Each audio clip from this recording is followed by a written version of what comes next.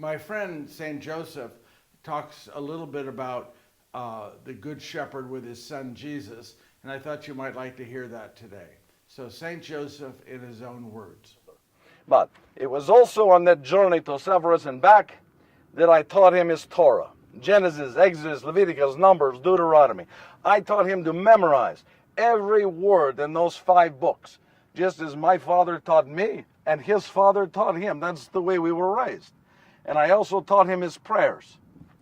Would you like to hear the very first prayer that I ever taught to Jesus? Yeah? Shema Israel, Adonai Elchenu, Adonai Echad. Yes, say it. You don't know. Shema Israel, Adonai Elchenu, Adonai Echad. It means, Hear, O Israel, the Lord is our God, the Lord alone. Praise be to God. You now know the first prayer that Jesus ever prayed. It was the first prayer that I was taught, the first prayer my father Jacob was taught, his father was taught.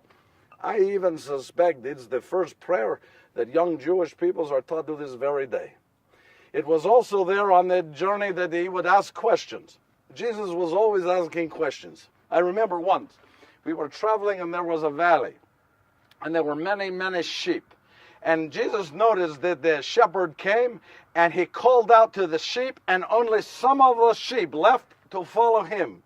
And Jesus asked me, he says, Papa, he says, why is it that only those few sheep would leave to follow him?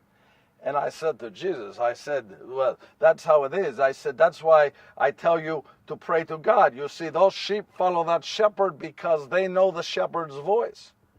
I tell you to pray to God every day. So when God calls to you, you know his voice. You can answer. Just as the sheep follow their shepherd, you will follow your God. That's why we're to pray.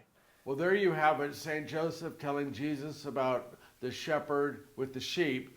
And I think maybe, just maybe, that some of the parables and stories that Jesus told, he might have learned them from his father. After all, God chose Joseph to be the earthly father to Jesus. Maybe one of the reasons was that God knew that Joseph would provide Jesus with some of the foundation for Jesus' teaching, a way of teaching, telling stories. Maybe, just maybe, that came from Joseph.